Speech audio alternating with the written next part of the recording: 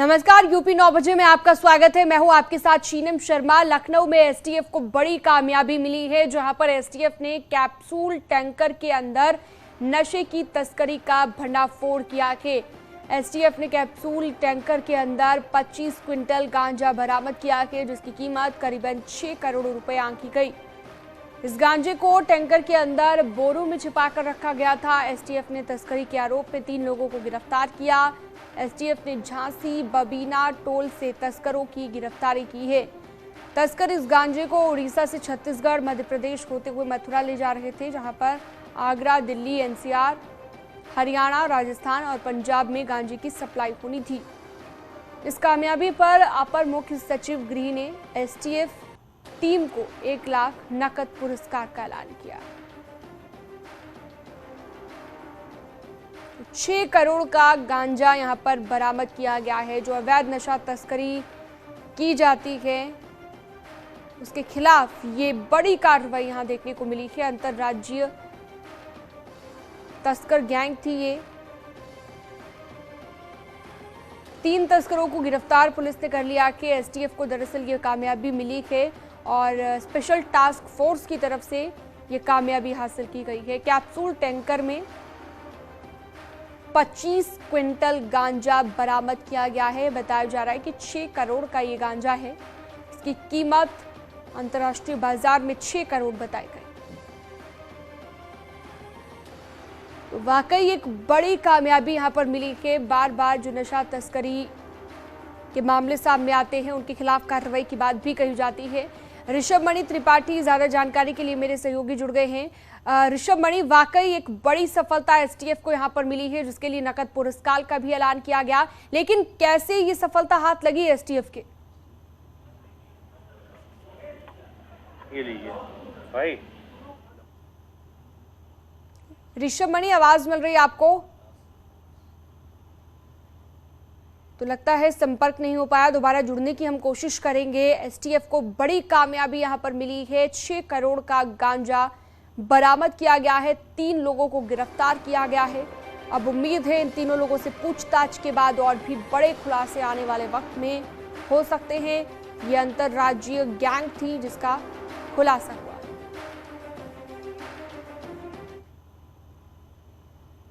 जौनपुर में नमक की चोरी का मामला सामने आया है, जहां पर गल्ला मंडी के बाहर रखी नमक की 6 बोरी को चोरों ने चुरा लिया। बाकायदा चोर कार पर सवार होकर आए थे और नमक की बोरी को अपने कार में रखकर चलते बने। ये पूरी वारदात सीसीटीवी कैमरे में कैद हो गई है। घटना शाहगंज कोतवाली इलाके की है।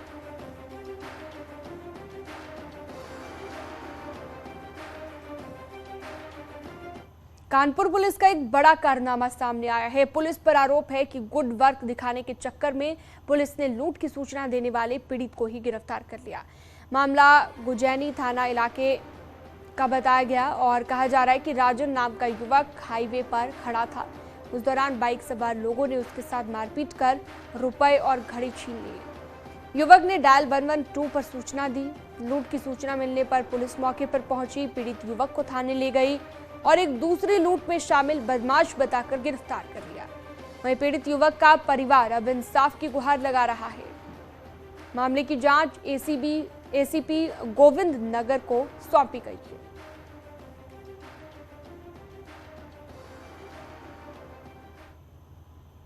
कोई रिप्लाई नहीं दिया और बैठाला और चले गया थाने में, बंद कर दिया। उसके बाद में 2 लड़के और आए, उनको भी मेरे साथ में जोड़ दिया। क्या तुम्हारे ऊपर क्या घटना दिखाई, तुमने क्या अपराध किया है? हमारे साथ यही लूटपाट दिखाई है कि हमने लूट किया है, लेकिन हमने 112 खुद डायल किया था। इनके द्वारा जो है प्रार्थना पत्र दिया गया है, उसकी जांच मेरे पास आई है। उसी क्रम में इनको बुलाया गया था।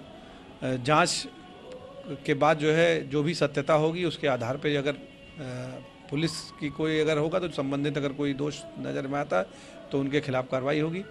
पूरी जांच होने के बाद ही क्लियर हो पाएगा कि क्या है प्रकरण। सहारनपुर में डॉग स्क्वाड में शामिल लेब्राडोर ईला ने एक ब्लाइंड केस महज 12 घंटे में सुलझा दिया। मामला कुतुबशेर इलाके का है, जहां पर आनंद नगर में चोर ने एक घर में सेंध लगाकर लाइसेंसी रिवॉल्वर और 2 मोबाइल चोरी कर लिए थे। चोरी की सूचना पर पुलिस पीड़ित के घर पर पहुंची और इस दौरान डॉग ईला को भी मौके से पर बुलाया गया, जिसके बाद ईला गंध सूंघते हुए घर से बाहर निकली और थोड़ी दूर जाकर एक जगह पर बैठ गई। पुलिस ने पास में लगे सीसीटीवी को चेक किया तो एक संदिग्ध नजर आया, जिसे पुलिस ने हिरासत में लेकर पूछताछ की तो उसने चोरी की वारदात को कबूल लिया। पुलिस को सुहेल नाम के युवक के पास से चुराई गई रिवॉल्वर और दोनों मोबाइल फोन बरामद हुए। हाजी गुलजार अहमद जो आनंद नगर के निवासी हैं, इन्होंने थाना कुतुब शहर पे आज सूचना दी कि बीती रात उनके बेडरूम से लगे कमरे से उनका 2 मोबाइल रखा था और उनकी लाइसेंसी रिवॉल्वर रखी थी, किसी ने चोरी कर लिया है। इस पे तत्काल कुतुब शहर पुलिस ने मुकदमा दर्ज किया और छानबीन शुरू की। बहुत शीघ्रता से पुलिस ने इस पूरे घटना का अनावरण किया है। जो इसमें चोर था सुहेल निवासी मछरियान, उसको गिरफ्तार कर लिया गया है। इटावा के आगरा लखनऊ एक्सप्रेस वे पर डीसीएम ने खड़ी बस को टक्कर मार दी। हादसे में 3 लोगों की मौत हो गई, 2 घायल बताए जा रहे हैं। हादसा तड़के सुबह 3 और 4 बजे के बीच हुआ है। उसराहार इलाके में लखनऊ एक्सप्रेस वे पर हादसा हुआ है। बस दिल्ली से लखनऊ जा रही थी।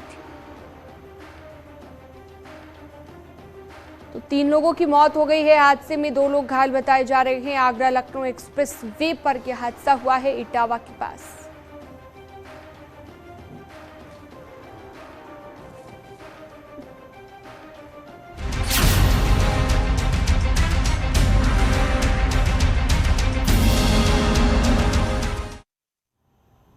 पीडब्ल्यूडी के ट्रांसफर में गड़बड़ी पर एक्शन में सीएम योगी नजर आए हैं। पीडब्ल्यूडी विभाग के मंत्री जितिन प्रसाद के ओएसडी को हटा दिया गया है।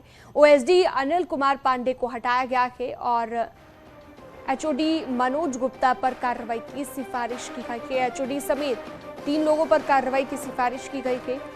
ईएनसी राकेश सक्सेना पर कार्रवाई की सिफारिश की गई है। स्टाफ अफसर शैलेंद्र यादव पर कार्रवाई की सिफारिश की गई। तबादलों पर रिव्यू करने का आदेश भी दिया।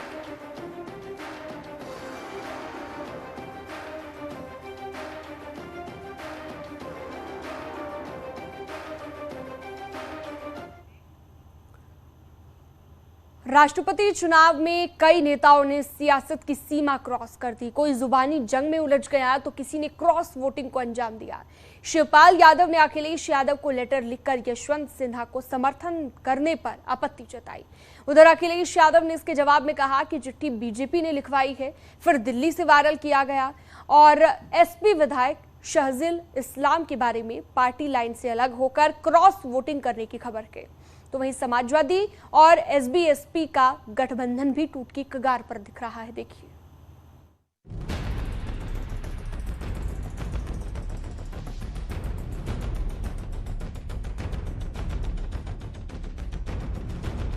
राष्ट्रपति चुनाव और चुनाव से ठीक पहले आई शिवपाल यादव की इस चिट्ठी ने समाजवादी कुनबे में फूट को सड़क पर ला दिया और बयानबाजी खुलेआम हो रही है।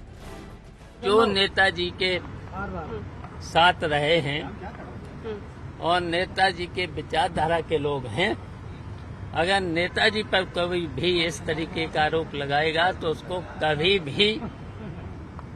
भी वोट नहीं करेगा।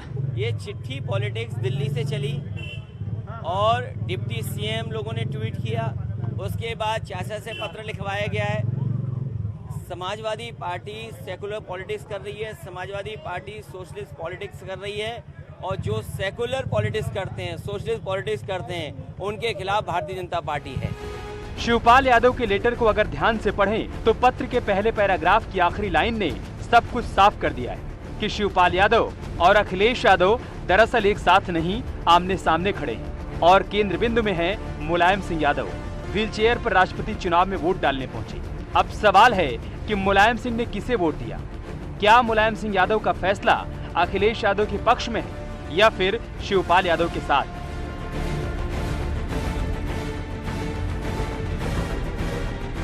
दरअसल पूरी सियासत यशवंत सिन्हा के उस कथित बयान को लेकर है जिसकी पेपर कटिंग केशव प्रसाद मौर्य ने ट्वीट की थी। जो समाजवादी, कट्टर समाजवादी है, जो नेताजी के आदर्शों पर चलने वाले लोग हैं, कभी इस बात को स्वीकार नहीं कर सकते हैं। यूं तो पहले ही माना जा रहा था कि समाजवादी पार्टी के कई नेता क्रॉस वोटिंग कर सकते हैं और शिवपाल यादव की बगावत के बाद तस्वीर पूरी तरीके से साफ हो गई।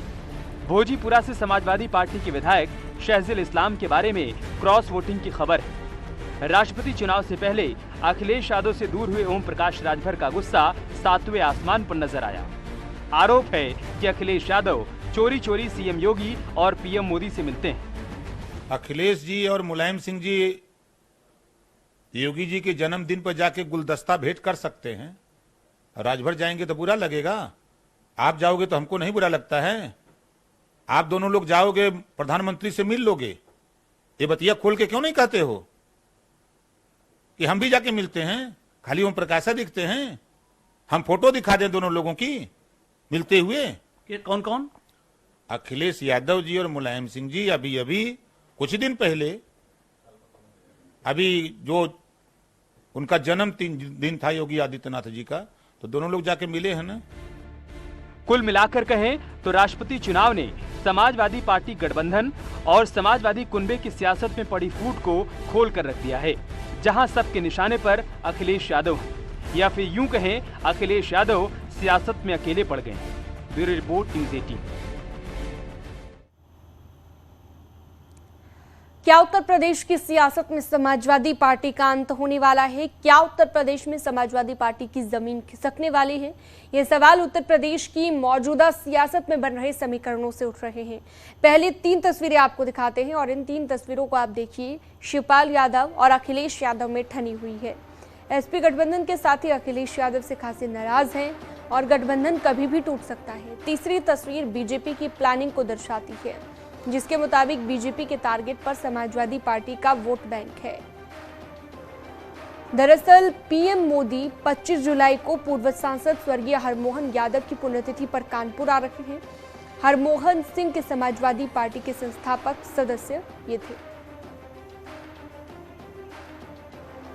तो दिलचस्प बात यह है कि पीएम मोदी को पूर्व राज्यसभा सांसद और समाजवादी पार्टी के नेता सुखराम यादव ने बुलाया है।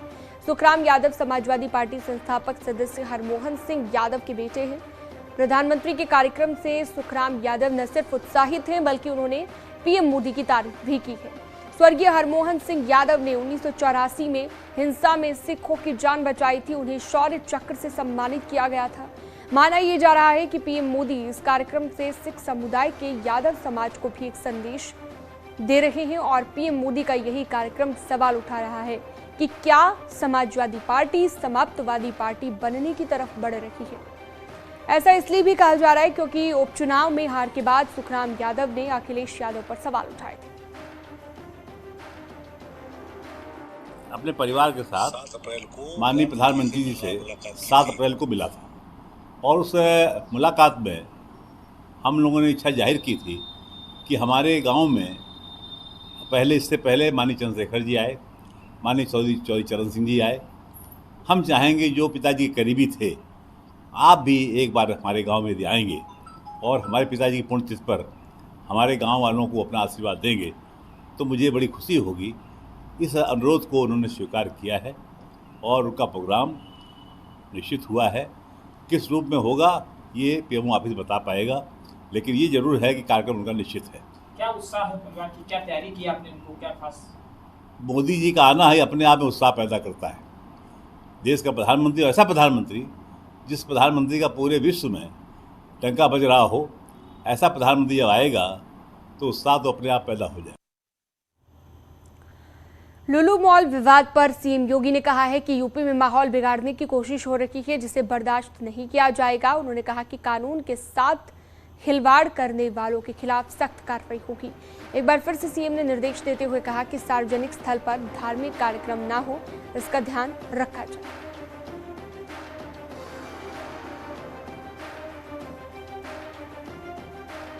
ऐसे ही लखनऊ के अंदर भी देखने को मिला।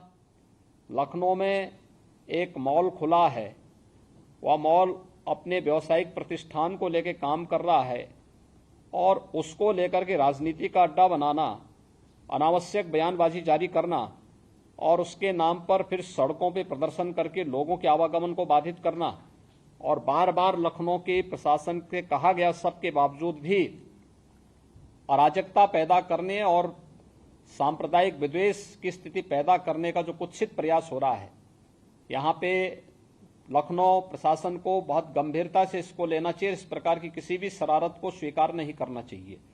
सख्ती से ऐसे तत्वों से निपटना चाहिए जो अनावश्यक मामलों को बढ़ावा देकर के माहौल खराब करने का प्रयास करते हैं। और यहाँ रुकते एक छोटे से ब्रेक के लिए, कहीं मत जाइएगा, खबरें लगातार जारी हैं।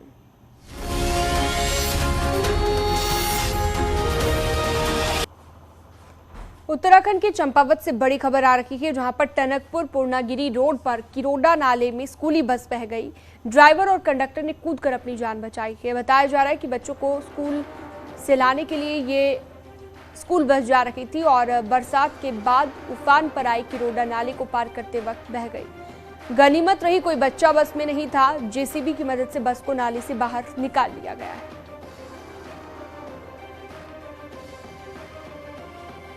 ड्राइवर और कंडक्टर ने कूदकर अपनी जान बचाई है।